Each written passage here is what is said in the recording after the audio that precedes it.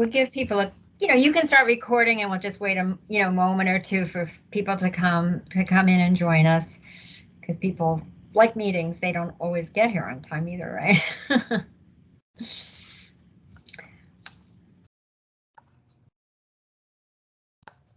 Cool. Okay. I love your painting behind you, Stacy. That's beautiful. It's we have an artist in the Institute down here, and he did that one. It's a study of the Bouguereau that looks like that. If I said it right, I don't know if I said his name right, but do you know who I'm talking about? William? No, I don't. There's he's known for like lights and darks. You've probably seen that. There's a very popular on cards and holy cards and stuff. It looks like Mary or a virgin standing in the woods holding a lamb and a baby. Oh, yes. A lamb and a baby. It's very beautiful, but it's very dark behind her and very light with the lamb and the baby. That's the artist. And he did a Pietà, and our artist here, a young man that came from Chicago, he was doing that one as a study. And that's a print of the original's a little bigger, but yeah. I'm lucky because I just got to say, I don't want this on the floor. I put it on my wall. Yeah, no, that's really gorgeous. My daughter is an artist, so I always notice art. I love art. Yeah. Well, I guess we'll get started, and then people can join us as they want. I'd like to I just have to turn off my phone. Okay. I'd like to welcome everyone to our second Scholars Forum in the Catholic Intellectual Tradition of the year, of the academic year of 2021-2022. The forum consists of faculty talking about their recently published or soon to be published books related in one way or another with the Catholic intellectual tradition. It takes place online, usually every other week, on Wednesday at 4 p.m. It is co-sponsored by the University Core, the Catholic Studies Program, the Catholic Studies Center, the Department of Religion, and Immaculate Conception Seminary School of Theology. It is an exciting expression of harvesting our treasures, which is one of our themes for this year for the strategic plan, and it truly is that, because our faculty are our treasures. Bernard Lonergan said, "A university is a reproductive organ of cultural community. Its constitutive endowment lies not in buildings or equipment, civil status or revenues, but in the intellectual life of its professors. Its central function is the communication of intellectual development." In light of that, we are so pleased to welcome our second presenter for this year, Dr. Stacy Trasancos, Catholic Studies faculty member, who also regularly teaches Core 3 as her Catholic Studies Core 3 cross list, an extremely popular teacher in our program, I might say, on her recently published book, Particles of Faith. Dr. Lisa Rose Wiles, Associate Professor of University Libraries and the Science Librarian, will give the introduction. And I want to mention also that Professor Maribel Andrao, Assistant Director of the Core, will help in coordinating the question and answers after the presentation. Dr. Rose Wiles. And thank you for inviting me to do this, because of course this is a special interest of mine, is the intersection of faith and science. So maybe we can have a chance to talk about that. So a nationally recognized author, speaker, and educator on the topic of theology and science, Dr. Stacy Trasancos is the Executive Director of the St. Philip's Institute of Catechesis and Evangelization. That is very hard to say.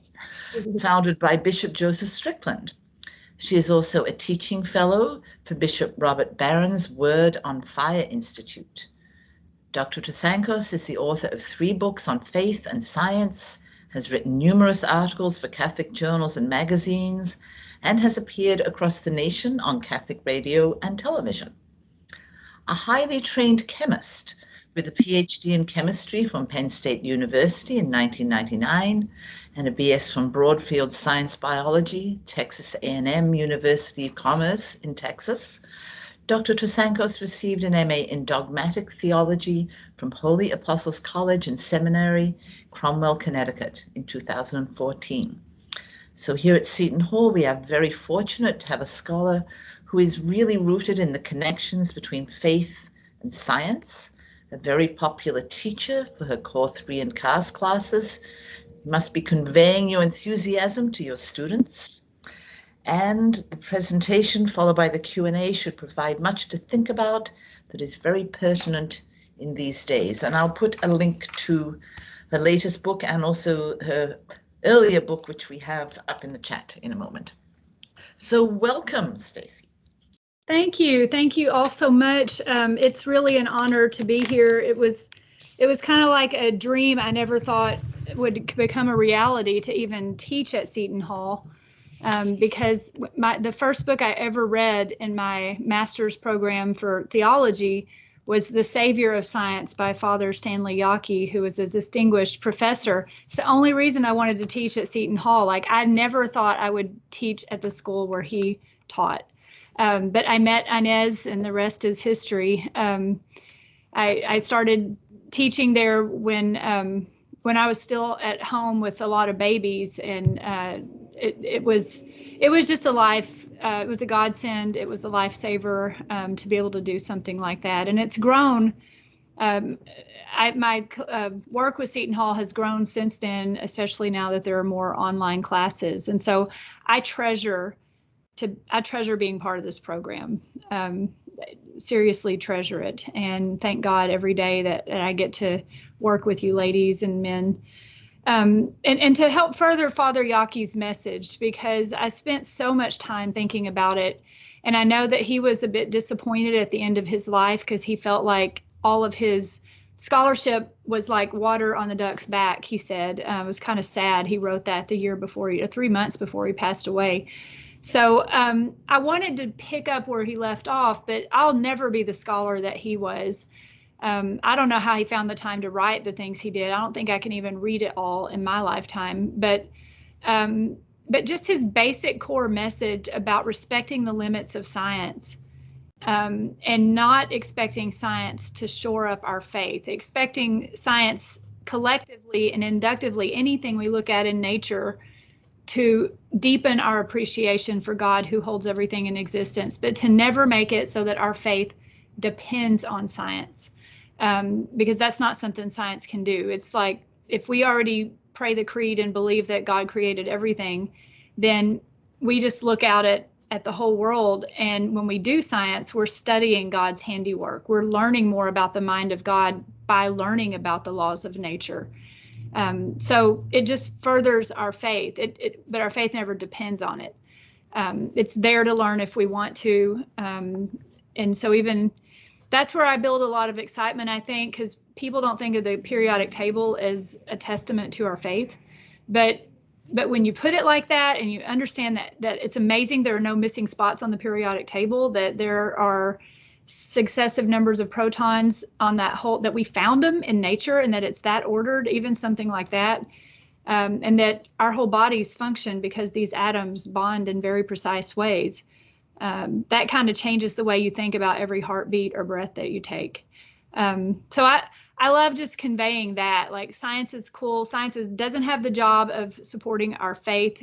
Everything we learn about science is, and our human limitations, subject to change as we learn more things, but it's all a way of I've been warned not to say worship, but it's a way of showing our appreciation to God. Worship in the sense of, we love God so much we want to understand his handiwork. So it's a giving thanks. But Father Yockey's message, in my opinion, was that. And I just kind of start there with everything. But the thing I wanted to talk about today, that I have another book that's coming out, and it's kind of providential the way that book even came to be. The book is called Behold, It Is I, Scripture, Tradition, and Science on the Real Presence.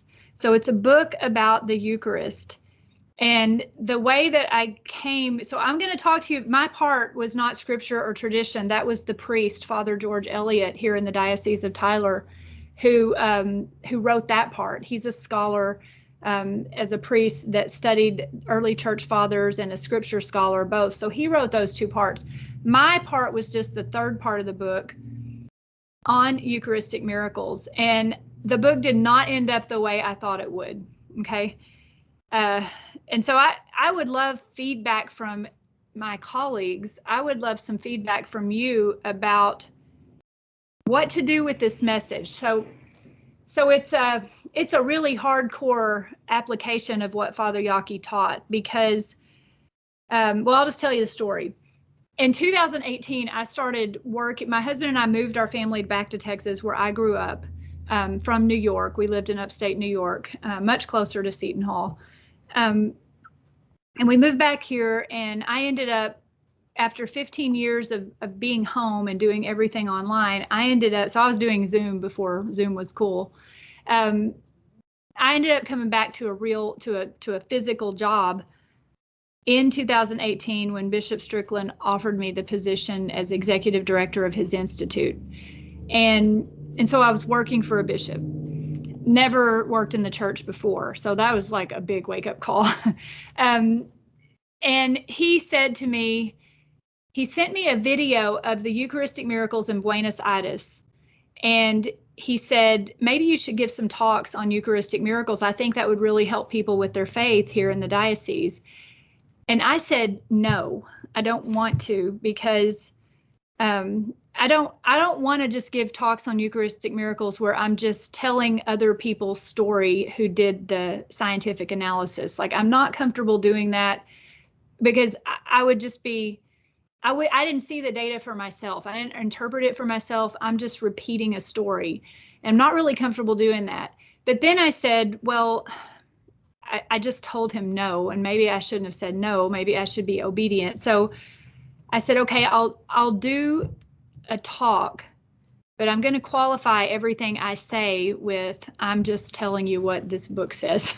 So in the book I got was this very popular one now, The Eucharistic Miracles of the World. It's on the True Presence website. It was written by Blessed Carlo Acutis, the little teenager who died of leukemia. You know who that is, Maribel? At age 15. So he wrote this book. He compiled all these pictures. His parents took him around the world to see all the Eucharistic miracle sites before he died. And so there's a wonderful cause for his canonization now. And so I got this book, and the first talks I give, you can see all my Post-it notes here. I was just reading the stories that are in here. Okay, so I did that.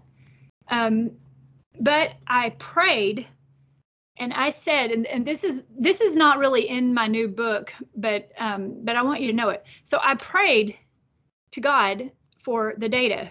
I'm like, God, I'm not comfortable doing these talks because I'm just reading this book, and it's awesome, and it says some amazing things, but I feel irresponsible because I haven't seen the data. God, I would really like it, dear Jesus, I would really like to have the data. I don't even know how to go get the data. I never thought about what it means for a miracle to be approved in the church, and I don't even know who I would contact to get the data. About that time, so that was in November. In December of that year of 2018, Bishop Strickland, whose mother is from Australia, Bishop Strickland went to Australia to visit his family on vacation. And he sent me an email one day, and he said, you'll never guess what happened. He's like, I was at a little chapel outside of Sydney, and this man walks up to me, and his name is Ron Tesoriero. He's written several books. He said his name is Ron Tesoriero. I don't know if you can see that.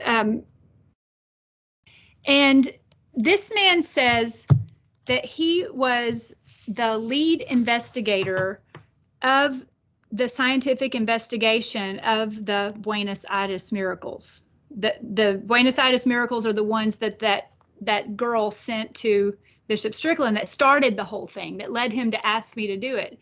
And so it wasn't just some data, it was the very data of the video on Buenos Aires that was sent to Bishop in the first place.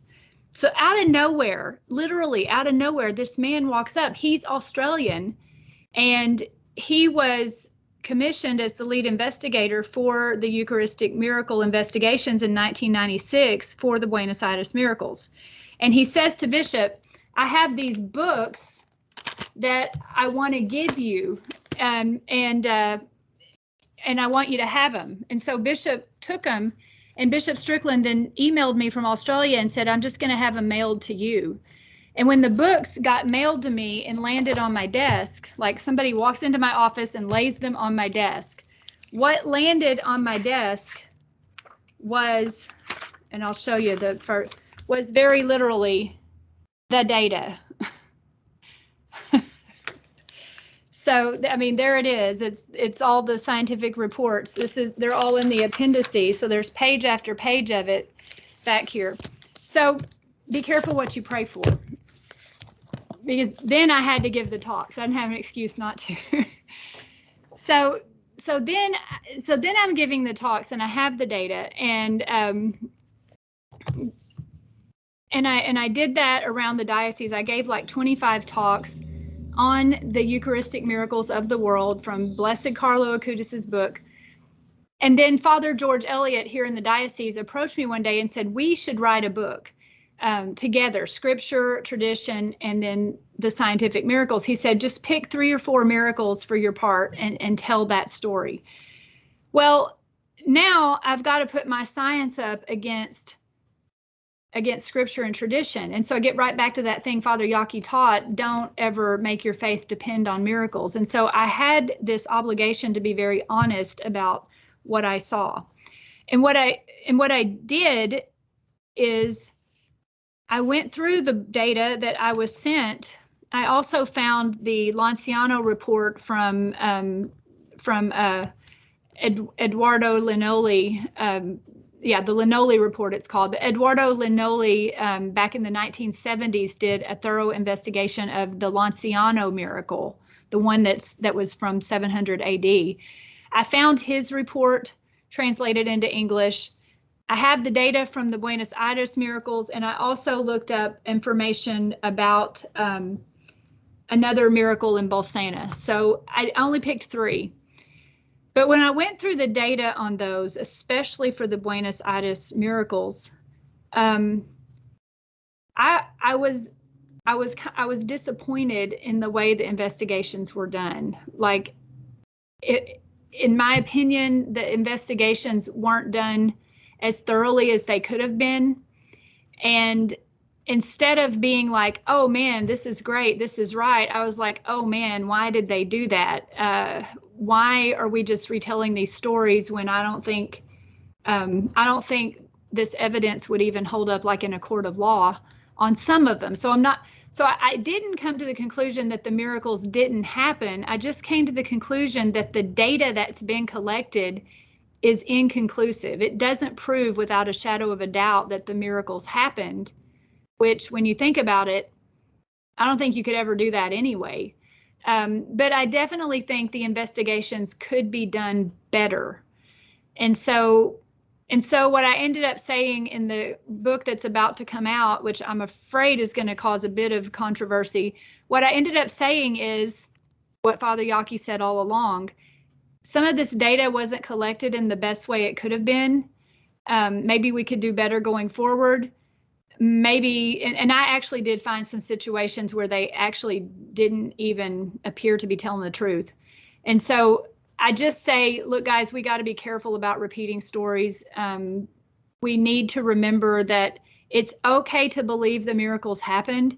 Absolutely okay. They absolutely could have happened, because God could do anything he wants to do at any time. He absolutely could make hosts bleed and wine that's turned into, by transubstantiation, the real presence of Christ. It could actually turn into hemoglobin and plasma and, and white blood cells and all that. It could actually turn into human biological blood. That could happen any day. That could happen right now. We could all levitate out of our chairs right now if God willed it, because God can do anything. But I'm concerned there might be some things that have been exaggerated. And the concern I had then, so see, that's not a very happy message. The concern I had is that some of the things that I found that weren't being portrayed accurately, and I'll get into that in just a minute and show what I mean. There are things that get repeated over and over and over. I've since heard these things repeated by very popular speakers at youth conferences, posted on popular websites. Even in this Eucharistic Miracles of the World, there are inaccuracies in here. And so, as my husband said, when I'm like, do I just tell the stories, or do I tell, you know, the truth of what I found, even though it's not as amazing as people might be hoping? And my husband said to me, if somebody comes to you in 10 years and says, hey, I looked at the data and I found it to be inconclusive. Stacy, you said you looked at the data and you wrote this book about it. Why didn't you say something then? It's like my husband said, you have an obligation to give your honest opinion on this. And so that's what I did.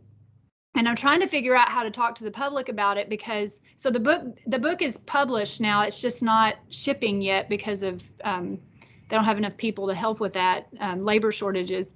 The book will ship, it's supposed to ship in October, sometime later this month. I already tried to give this talk at a faith conference, like a faith formation conference down in South Texas, and 2 people got up and walked out midway through the talk. So I was like telling my husband, like, I don't know how this is gonna go. So I'm trying to make sure that my message, when I give the talk, my friend, the priest, Father Elliot, he gives the talk on scripture and tradition, and the science part is a little bit in it. So that's where I'm coming at on this. Let me show you what I'm talking about now, though, and I'd like to know your opinions on some of this stuff. I'm going to share my screen. Okay, I'm sharing my screen. Is that good? Does that look good? Okay, so I'm going to start here. This website is the Eucharistic Miracles of the World. It is probably the most popular website for the Eucharistic miracle stories. It is the collection of all of that book I just showed you. It's right here, that Carlo Acutis did. The Most Reverend Cardinal Burke wrote a foreword for this book. And you can order all of these slides. So I know this is kind of small, but you can order all of these slides here for all the countries. These are all Eucharistic miracle reports.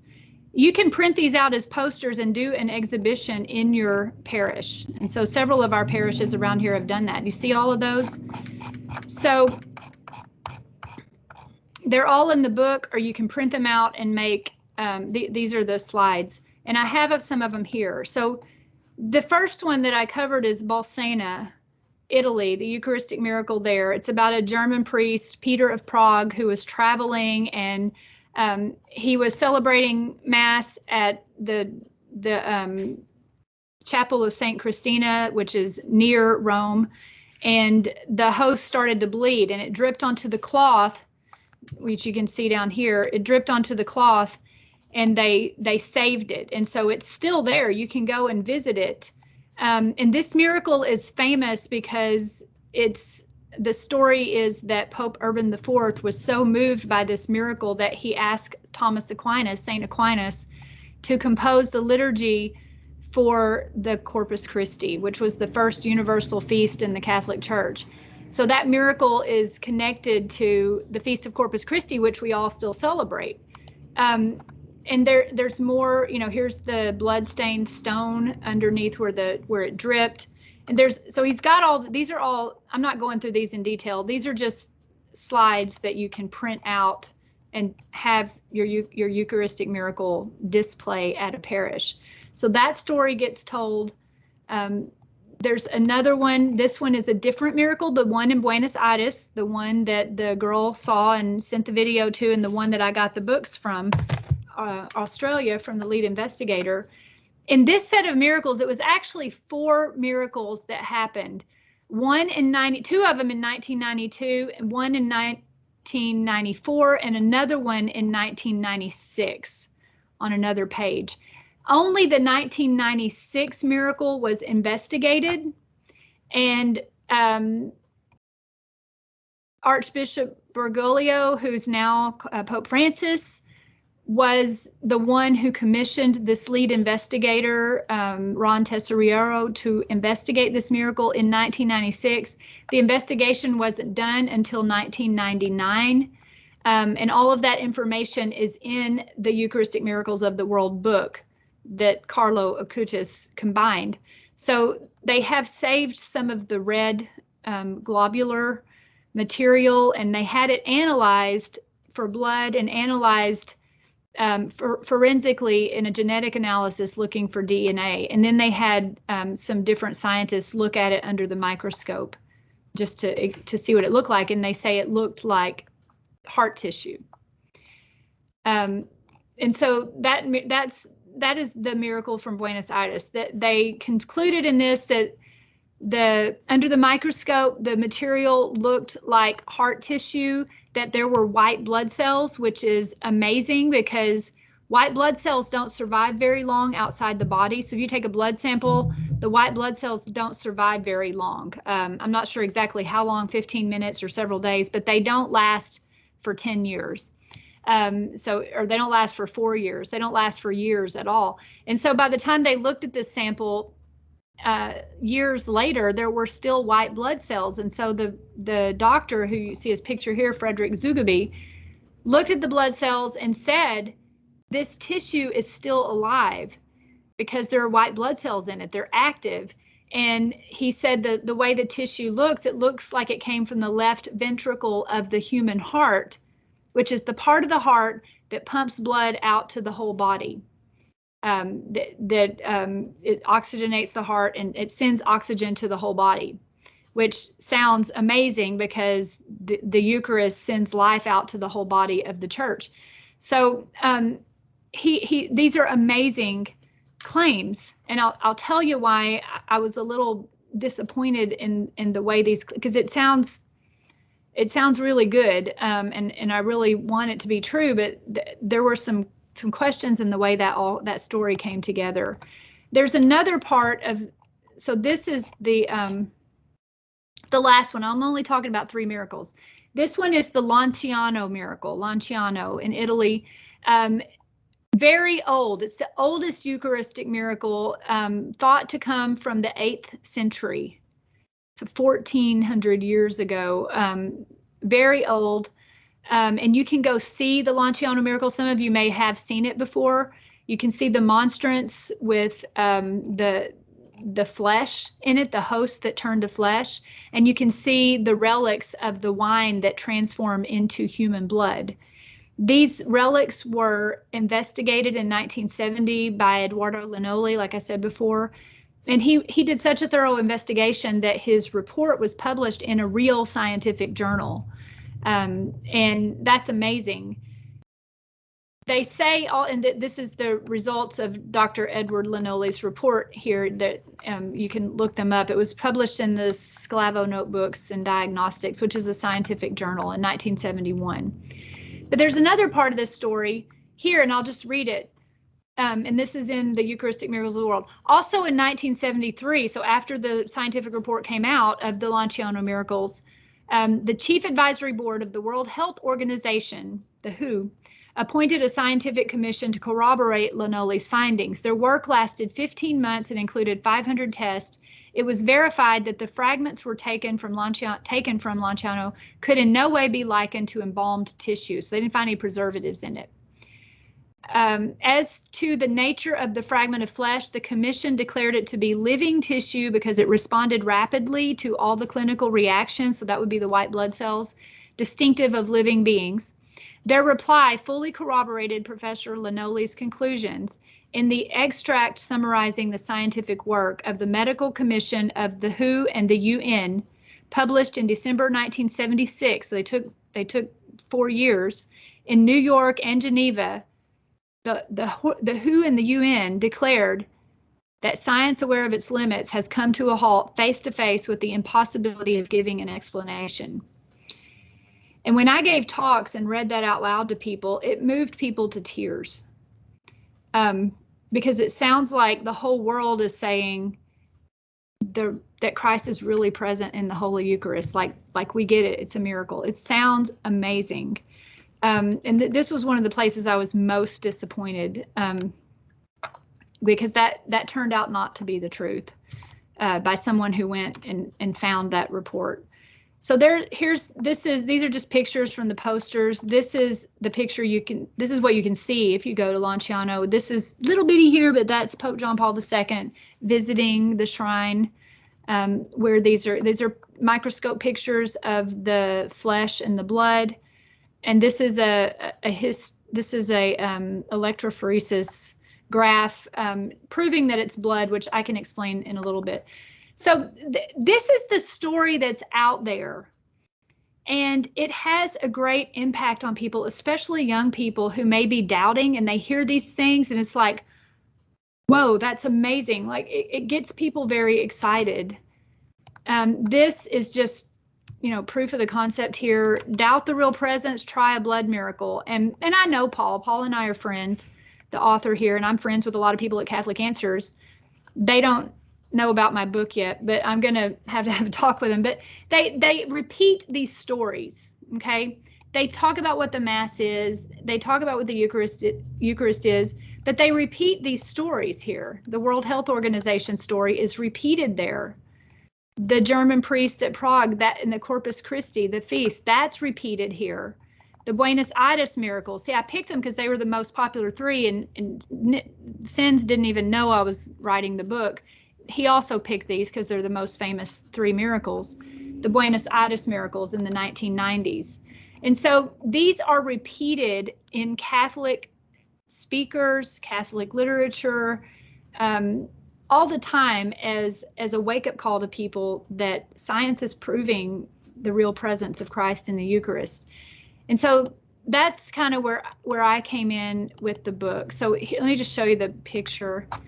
This is the book. It's at Tan Books. Me and Father George Elliot with the foreword by Bishop Strickland. Very nice cross. Behold it as I, Scripture, Tradition, and Science on the Real Presence. Bishop Strickland doesn't know it yet, but we had someone make him. Can y'all see that? We had someone make a rosary that matches the book. We have some ladies here that do that. And so in the book, so that's just it. I don't have the physical book with me yet. This here is, can y'all read this fairly well? I just want to show you some things that are in my transcript or my manuscript. This is my section, and I start out talking about what miracles are. I start out with the Father Yaki approach. Look out at nature, say, God, thank you for everything you did. I believe in one God, the Father Almighty, maker of heaven and earth, all things visible and invisible. If God wants to work a miracle, he can. And I discuss a little bit what miracles are. I love this because there's several different definitions of miracles. I mean, we can say that life is a miracle, and that would be true in a sense. Even though there's a natural explanation for it, it's still a mystery because we don't fully understand life itself in a biological sense. We don't fully understand how all those atoms and molecules can come together in this coordinated organism and function. And even a bacteria, much less a baby. So you can say life is a miracle, but life is also like something we can study. It's repeatable. When babies form and are born and grow, there's pretty much development trajectories that are considered within the ranges of normal. But St. Augustine and St. Aquinas later called a miracle this, where God does anything against that order of nature which we know and are accustomed to observe. We call it a miracle. Like if, if anything strange that happened, if I turned pink right now, that would be a miracle. If my hair started standing straight up, that would be a miracle. If I was about to put a bite of pizza in my mouth and it turned into milk, that would be gross, but that would be a miracle. And so the thinking is anything that happens outside the order of nature. There have been times when it seemed like something was a miracle because we didn't, in that point in history, mankind didn't have an explanation for it. And later there was an explanation discovered. But it doesn't mean it's not really a miracle because God knows what we know in any moment. So the thinking in the church is that God only works miracles for the sake of our salvation. He's not trying to trick us. He's not trying to show us that he's the one in charge, he can do whatever he wants. Anytime there is a miracle approved by the church, the fundamental reason for why God could do anything he wanted, but the reason he does it is love, for the sake of our salvation. When Christ worked miracles, he did it so people would believe in him. So there absolutely could be Eucharistic miracles. We could never deny that. You couldn't say that's impossible, God can't do it. He can. God could do anything. But again, our faith does not depend on the science. So I just kind of set that stage. And then I have some things highlighted, so I'm just scrolling through the book here. And this is where I really came to terms in the book. And Father Yaki said this, our whole faith, we say the Eucharist is the source and summit of the Catholic faith. Our whole faith hinges on that one little 2-letter word of being, is. When Christ said, this is my body, that is the act of faith by which we believe. We believe in Christ. We believe what he said. We believe when he says, this is my body, that it is. And so we don't need Eucharistic miracles to even happen, because it's an act of faith that allows us to believe that, okay? Even though they could happen, we don't need them to happen. So part of my work here is to try to break any of that dependence, that we need them to happen. We don't need them to happen. They could happen, but we're supposed to believe this in faith, the substance of things unseen. And everybody, including me, struggle with faith sometimes. Like when I was converted, I'm like, you serious? I'm supposed to stare at that and say, yep, that's Christ now. Looks the same. No, nothing chemical changed. It still would analyze in a mass spec as bread and wine, but I'm supposed to just say that's the body, soul, blood, and divinity of Christ. Christ is here in the room with us, and I'm going to consume him. That was really weird to get my head around. And it just took a radical act of faith. So I put that out there in the book. But Eucharistic miracles occur when, in addition to transubstantiation, there is also a physical, chemical, or biological substantial change where God does something against that order of nature which we know and are accustomed to observing, to echo the words of St. Augustine. So that is what a Eucharistic miracle is.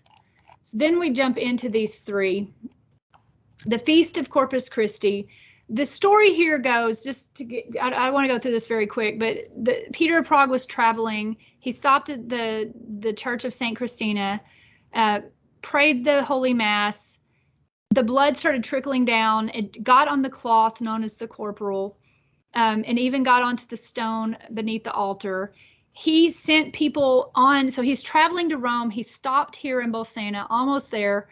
He sent people on to Rome to talk to the Pope and say, hey, this great thing happened. There was a Eucharistic miracle. And so he collected the cloth and he took it to show the Pope. And Pope Urban IV was said to have been so moved that he sent out a large parade of emissaries to come meet Peter of Prague.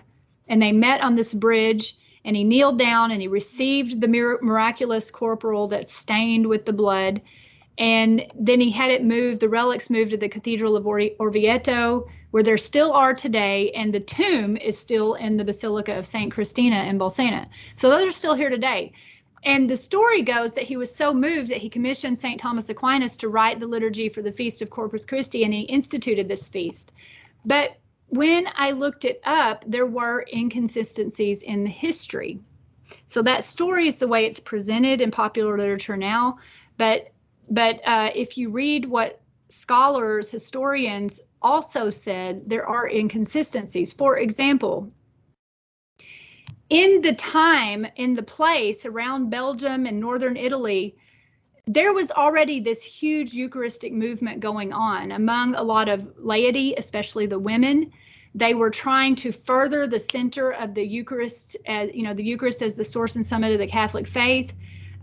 Today, when we have adoration with the Eucharist and the monstrance displayed on the altar, Eucharistic adoration, that came from the movement during this time. Ringing the bells during Mass, that is another practice that came from this time. And so Pope Urban IV, before he was Pope, he was for decades already very involved in this Eucharistic movement. It was in response to some heresies of the time. He was already furthering the devotion for the Holy Eucharist before he ever became Pope.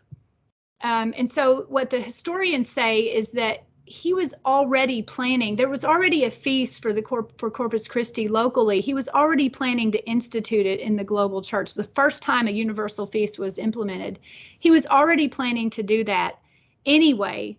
And he instituted the Feast of Corpus Christi just in the same year that this miracle is reported to have happened. So the historians say, without the internet, that would have been impossible to institute in that short of a time. It would have been possible to get the liturgies together and institute it. So there wasn't enough time that passed for it to be because of the miracle. So one scholar questions whether the miracle had anything to do with the Feast of Corpus Christi. Another scholar points out that in the Transiturus, the papal bull that instituted the Feast of Corpus Christi, there is no mention of a miracle, no mention at all. And so they say if the miracle was the reason he instituted it, you would think he would have mentioned it in the papal bull.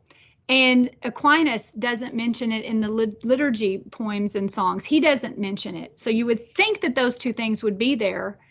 And that's an opinion.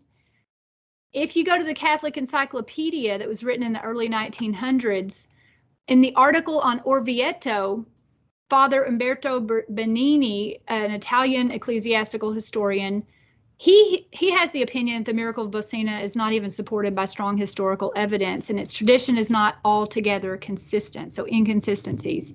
He notes that there are two biographers of Pope Urban IV. They never mention the miracle. And he points out that Pope Urban IV died also the same year the miracle was reported, the same year the feast was instituted. He also passed away. And there was no mention of the miracle in written record until a quarter of a century later. So it's possible that it happened and it was spread by mouth. It wasn't written down. Nevertheless, today the story survives. There are paintings, Raphael, in the Raphael rooms at the Apostolic Palace, which I've never seen. There is the Mass at Bolsena that has this miracle portrayed in it. And we still celebrate the Feast of Corpus Christi. So that's one example of just a little more digging in. And there was no scientific evidence there. That was just the historical record. In the Buenos Aires miracles, to just tell this quickly, the data that I had collected here, here's what they did that I don't agree with, and it's up for debate. I hope it starts a discussion. The book starts a discussion. What they did is, so first of all, in 1992 and 1994, there were 3 miracles already, and no one ever investigated those. They were just, people just noted it and went on with things. In 1996, another miracle occurred, and what happened is after Mass one day, some ladies found a discarded host in a candle holder. Okay, so at the back of the church, there was a candle holder, and some ladies found a dirty host laying in it, and they presumed that it was consecrated. And so that's a big no-no. And they didn't even pick it up because you're not supposed to. They went and got the priest and said, we found this and you need to know. And so what the priest is supposed to do is he's supposed to consume it, but he didn't consume it because it was so dirty. And so if you can't consume it because it's dirty, the priest is supposed to put it in water and store it in the tabernacle until it completely dissolves. And then you wash it down the drain in the sacristy. Sacristies don't go to the sewer. Sacristies have drains that go directly into the earth. So there's no desecration of any holy particles. And so you're supposed to dissolve it completely so that the species is no longer there, and then pour it down this special drain. When they went back a few days later to see if it was dissolving, that's when they saw the red stuff. They saw globular red stuff in the container with the host. They kept going back several days, more and more and more over a couple of weeks, and the red glob continued to grow, and the host itself started to disintegrate, but it was still there. So it didn't dissolve, it was turning red. They collected the red substance and put it in a test tube and saved it. And it sat there from 1996 till 1999. It sat there for 3 years before anybody did anything with it. So I don't understand why that happened. Well, the Australian man, Ron Tesoriero, he and another Australian who was an atheist, Mike Wallaby, who's now passed away, they were in the middle since the early 1900s, the early 1990s. They were in the middle of filming a series for Fox News of investigations of miracles. And they had already done some documentaries of miracles down in other parts of South America. And one of the ladies they were investigating, they had a statue that would weep blood. She told them about the Buenos Aires miracle. And so for their documentary, they went to Santa Maria in Buenos Aires, the parish there, and they asked if they could do the investigation. So they were doing the investigation for their documentary. And Cardinal Bergoglio allowed them to do it because the archbishop or the bishop has to order the investigation. So that they had a reason to be doing it. It was part of their documentary. They were filmmakers, not scientists. And they sent the sample. So you've got the sample sitting in a test tube for 3 years. Nobody was going to investigate it. Now they're going to for this documentary. And they sent it to a forensic lab in San Francisco. Now, why do I find that odd? I find it odd because a forensic lab is not the right place to send a sample like that. A forensic lab is where you send a sample of blood if you go to a crime scene and you've got a suspect and you can get his fingerprints or DNA or blood or something, and you go to a crime scene and you see blood on the knife handle and you want to know if that's the same DNA as your suspect, because if you can match the DNA, then you have a pretty good suspicion you found the guy who was holding the knife at least, right? So it's a comparative test. Those tests are field tests. They're very quick. They're not, they're only intended for that purpose. And you need a comparison. So they sent it to this forensic lab, and the forensic lab did the first test they usually do, which is an orthotolidine test. Let me scroll down to it.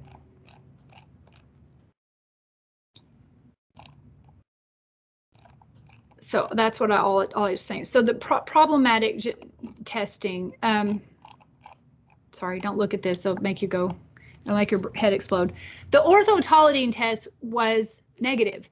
What is an orthotolidine test? It's something typically used in a lab if there is hemoglobin or any kind of glucose containing substance in the biological specimen, blood, urine, something.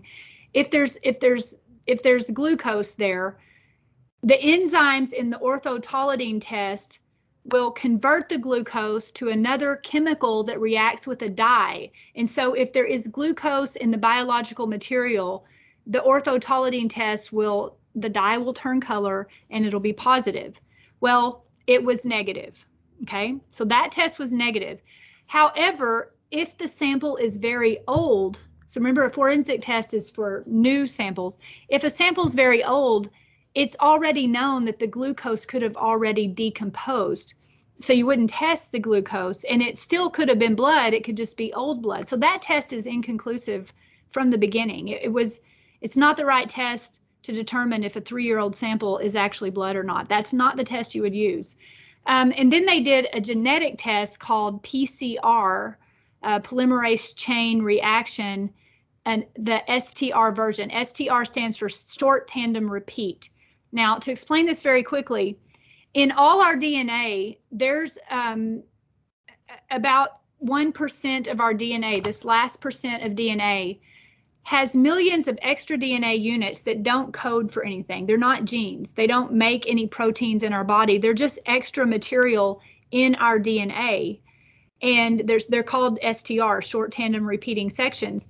But the thing about these is the nucleic acids in that short segment, it's kind of like a fingerprint.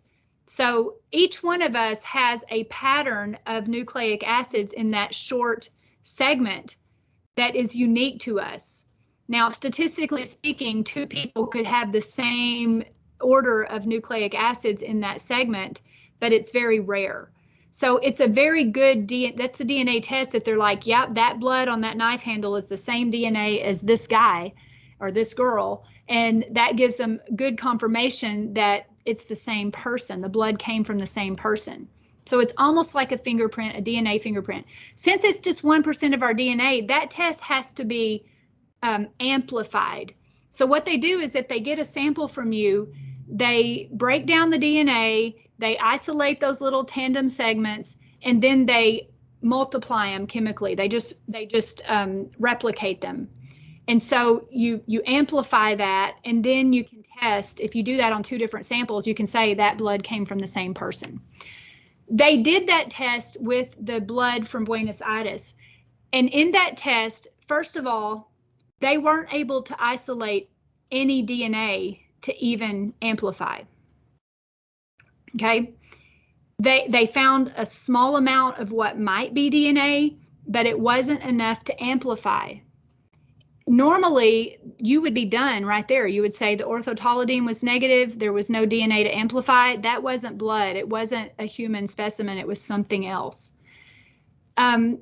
What Tesoriero and his documentary makers concluded instead, so not only do you not have Jesus here to compare that to, you know, like we can't say, hey, Jesus, give us a blood sample.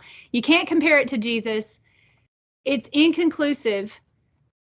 There's also the issue of the host that blood globule came from was touched by several people. And so the PCR-STR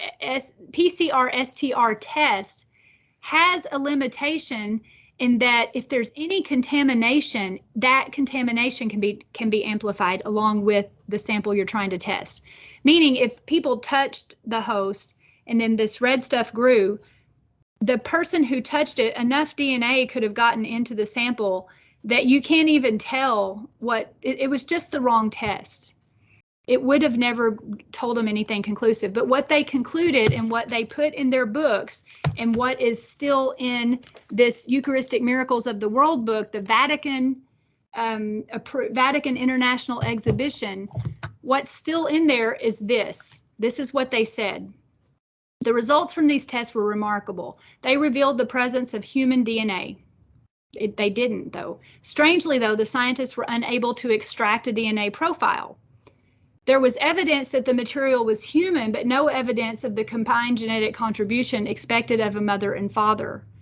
They interpret this to mean that sample is definitely blood of Christ because Christ did not have a biological father. So instead of what anybody else would have, what any routine analysis would have been, that there simply wasn't any DNA or blood in the sample, they instead conclude the other way, that it's definitely the blood of Christ because there wasn't enough DNA to amplify. And do you see what I'm saying? Like that, I don't feel comfortable saying that to people if someone's doubting, because if anybody ever found out all that stuff I just said, which isn't hard to do if you know anything about forensic testing, it's almost like we've been had. I was very disappointed when I read that. And there's more. I'm not going to get into all of it just for the sake of time. They had a blind analysis done with Frederick Zugabe, who was looking at it under the microscope, but it wasn't really blind because Frederick Zugabe knew about the documentary series. He had already been working on stuff like this. So when they said, hey, we got a sample for you to look at, it's almost strange that he concluded that sample was from the left ventricle of the heart that supplies oxygen to the whole body. It's almost, again, too good to be true. So I think you could argue that that wasn't actually a blind test at all because the guys already knew each other. Frederick Zugabe has passed away. Ron Tesoriero is still alive. I tried to contact him and was not able to. So you can see why I was very upset. I was moved to like distraught tears because I didn't want to have to say this, but I don't have a choice. The last one I analyzed was the Lanciano miracle. This one, just to make it real short, this was amazingly well done in the 70s, what they have. But the problem with the Lanciano miracle is that there is no chain of custody. Nobody was taught, again, there, I mean, and you wouldn't have in the 8th century. They wouldn't have, oh, we got to keep scientific notes. They wouldn't have done that anyway. But there's no chain of custody that, and that's something in the court of law, you would need a chain of custody to say the sample actually, this did happen. So I'm not saying it didn't happen. I'm saying the tests, even in this case, are going to be inconclusive just because they can't absolutely prove where the samples came from in the first place. Nevertheless, the tradition of the Lanciano miracle is with great, great, great reverence. Professor Lannoli exhibited great reverence for the holy blood and holy body. He analyzed them very honestly. He analyzed them saying, I believe this miracle happened, and he analyzed it carefully. And it did appear to be, with all his tests, real blood, real heart tissue. So that is good. But there's another story here, and this is where I'll end. Even in this book, and still I hear it repeated, there's a certain part of the story where the blood dried into globules, and the blood dried into 5 globs. You can see it in that chalice. The blood dried into 5 globs, and when the first time they ever measured them, each glob had the same weight, even though they were different shapes. And more miraculously, when they put all 5 globs on the scale together, all of them together had the same weight as each of the globs individually. Now that would be flat out a miracle. The thing that you don't see in the popular literature is, and this is recorded in the history, the next time they did that test, it wasn't so. And even when Professor Lannoli did it in the 70s, it wasn't so. So that's never been confirmed since the first time. It's never been confirmed since then that all 5 globules together weigh the same as any one of them alone. So that is just another example where we don't talk about it. And I'm sorry, I do have one more thing to say. The WHO report, the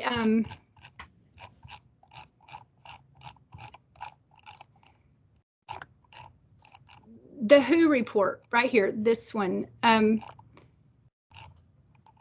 the World Health Organization report, the last thing, there's a new book that came out in 2018. 2 medical doctors, man and wife, who lived near Italy, wanted to find that WHO report that said this amazing thing, that science aware of its limits has come to a halt. Nobody can find it on the internet. You will search in vain to find it on the internet. 2 medical doctors in Italy who wrote a book that came out in 2018. They went to the monastery where the WHO report is supposed to be kept in a safe, and they asked to see it, and they got special permission to see it. And when they looked at it, the first page looked like it was the Lanciano miracle, but everything underneath it was a report on a mummy. So that is clearly some fraudulent claim. And they told the monks at that monastery, don't ever repeat this again, because you're going to do harm to the faithful. And even though this has been published in a book, that story still gets repeated. And so I put that man's work in Dr. Franco Serafini. I put what he said in here in my book as well to try to get that message out. Okay. That's where I'm leaving off. I'm just trying to, this is going to, where we end our book, Behold It As I, we just end back up. You can believe these miracles, but Catholics today, we got to be careful about what we repeat, because it's going to do harm to people's faith if they hear this, and I think it's going to challenge some people. If you needed those miracles to be true and now they're not, where does that leave you? I think it's going to cause a lot of us, just like it did me, to have to get right back to what Christ said. So that's the title of the book, Behold It As I. Stacy, thank you so much. That was really interesting, and I actually am just impressed by your devotion to the truth. I think that's so refreshing today when there's so much, so much attack really on the truth, and media and so forth. You hear about, people who are dying of COVID and then but they still don't believe they actually have COVID and that kind of thing. And, you're really sticking to what is the truth. And I think that's a beautiful thing. So we'll turn it over to anybody who has questions. Professor Landau will handle the Q&A. Amazing presentation, Stacy. Amazing. Lisa, please. Well, of course, I am bubbling with questions, so I totally agree with Nancy, because one of the things that really annoys me is when people use sloppy science. I mean, it may not even be outright lying, but just misunderstanding or misinterpreting or whatever, to try to support claims of faith or belief about anything. And it just, then you have people say, oh, well, you can't believe anything that these people say because they lie and they have rotten science, and just undermines everything. But I have a curiosity, and I kept biting my tongue when you were saying they did this test and they did that test because they wanted to see if this was real blood. Shouldn't they have done some kind of spectroscopy, like infrared or Raman or something? Why didn't somebody say that? Even I know that, and I'm not a chemist. No, that is exactly the question. Why didn't they send it for mass spec? Because that's what you would do. Yeah, and I mean, you don't have to be a brain surgeon to know that. First year chemistry course would tell you that. Yeah, and I have no idea why they didn't do it. Thank you for saying that, because I was starting to feel a little bit crazy, like maybe I didn't understand chemistry as well as I thought I did. And I should, but yeah, I don't know why they didn't. No, I don't know. It was the first thing that jumped out at me. And as I said, I don't claim to be a chemist. I'm actually a biological anthropologist, but I do know basic chemistry, and that. If you have an unknown, you start with mass spec. Well, you could also probably watch any of the CSI shows and things that abound on our television to get this information. I just shake my head, Professor Trasancos. It's like, why? Like why? Why all this? Why these tests don't have consistency? Why the church approved this? I don't know. Okay, so after you're writing, you're still shaking your head. Yeah, I don't know why they did it that way. Like it wouldn't have been hard to do a better job. It wouldn't have been hard just to say there's no miracle here. And I'm very careful in how I say this in public, because I don't want to accuse these men of fraud. But I'm still like, I know you're trying to make a documentary, but you're misleading people. And I've heard like Steubenville, the teen conference. I heard one of the speakers up there when he had all the kids in tears at adoration. I heard him repeat the WHO story, the blood clot story, that 5 pieces weighed the same. I heard him repeat those, and I was like, no, don't do that. Because what if those kids, that breaks my heart. Again, it's just like shaking my head. I point out too, you are talking about Fox News, which is not exactly the most reputable of news outlets. Dr. Enright, please. Yeah, I just, I agree with you so much so, Stacy, because as you said in the beginning, and you emphasized it, that we don't, in our faith, our faith doesn't rest on scientific proof. It's different. There are two distinct things, and we have respect for science, and when they can connect, it's fascinating and interesting, but we don't need that proof. But I think this shows that I think that we have to be conscious of not ever trying to bend science to fit what we think fits faith, because that ultimately can damage faith.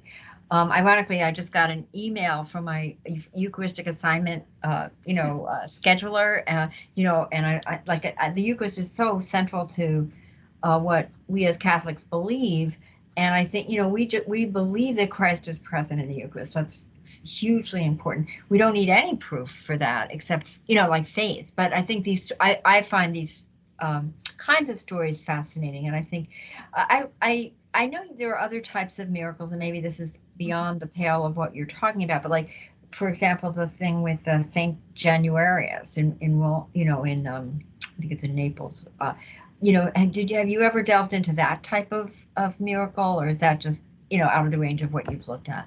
I just got started on these three. I have a feeling I'm going to do more of that maybe in the future. Like I talked to Father Robert Spitzer about it, because I figured he would be like a good test of screaming, don't say that, don't say that. But he agreed with me, and he wants to get more data from more miracles and look at them. But what is the miracle you're talking about? What happened there? It's the miracle of Saint Januarius or Saint Gennaro.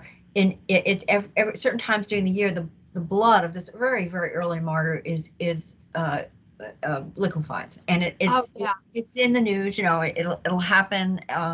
I forget the dates, but there's, I think, 3 times a year it happens, and you can actually see it. It looks like, but I don't know if that blood has ever been studied or anything like that. I find these things fascinating, but I'm an English professor. I know even much less than probably most of the people on this call would know about this kind of thing. But I do find it fascinating, and I just wondering if you ever looked into that particular miracle. No, I would like to, because if it's something simple like that, you don't need a chemical test to see it liquefy and go back. No. So that you can't deny that. So I think things like that are better. Yeah, it either it does or it doesn't, and that kind of thing. So yeah, you might want to even Google that and just check it out.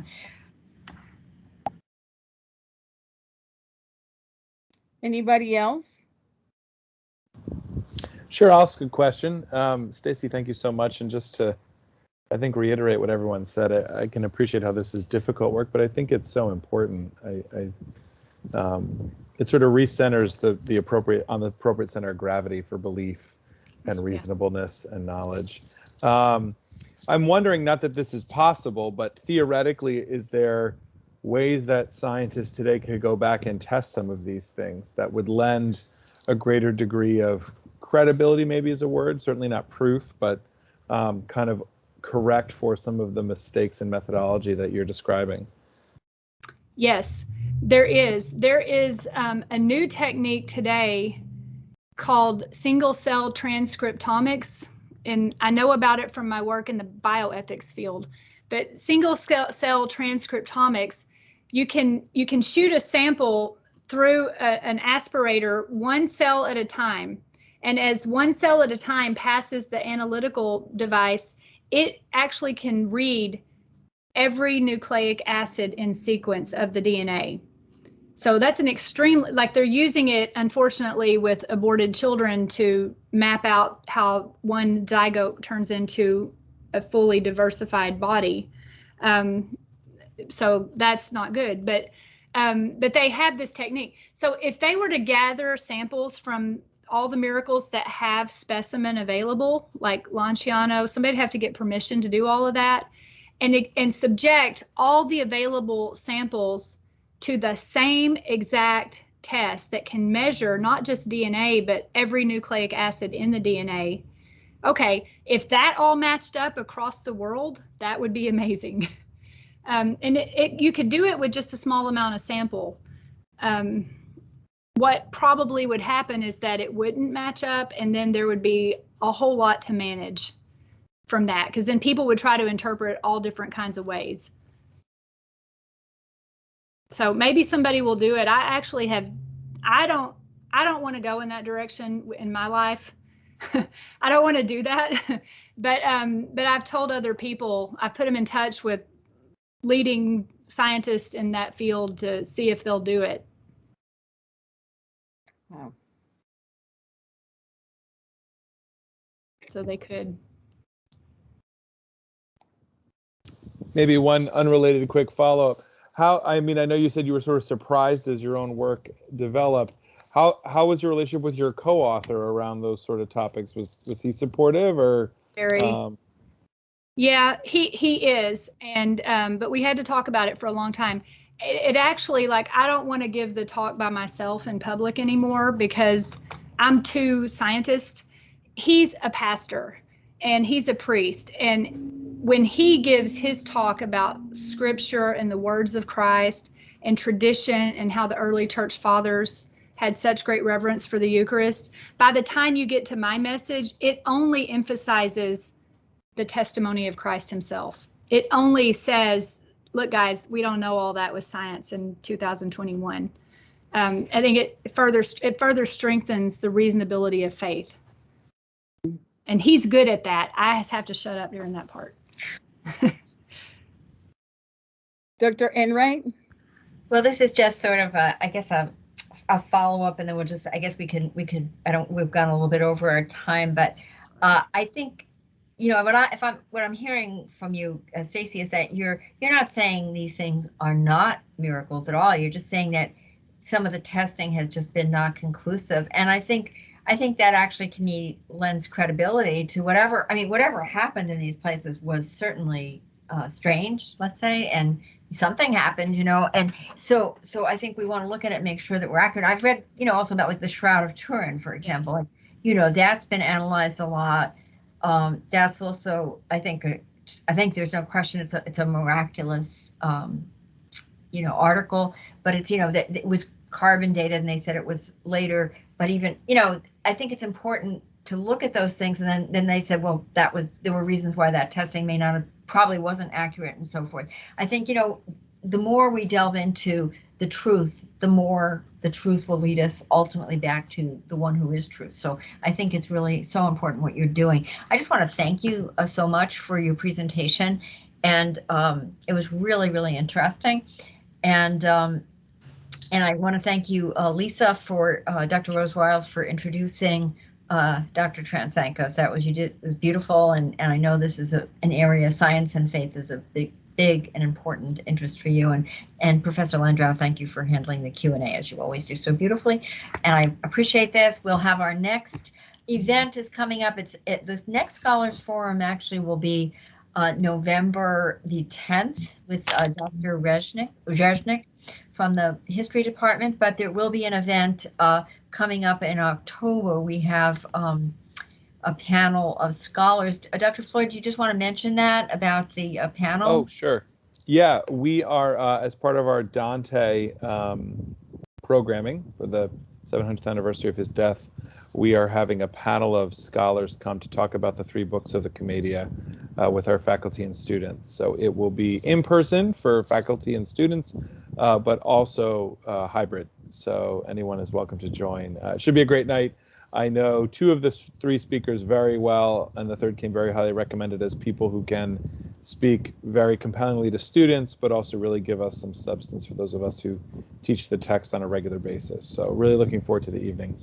And that's October 28th. That's correct. Thursday, October 28th. So that's a Thursday. So that week we're not actually having the Scholars Forum. We'll be doing this in a sense instead, you know, but anyway, we're looking forward to that again. So thank you so much, Dr. Trasancos. This was wonderful. And we'll see everybody at our next event. Awesome. Bye, everyone. That Bye-bye. was wonderful, Stacy. We should get together sometime.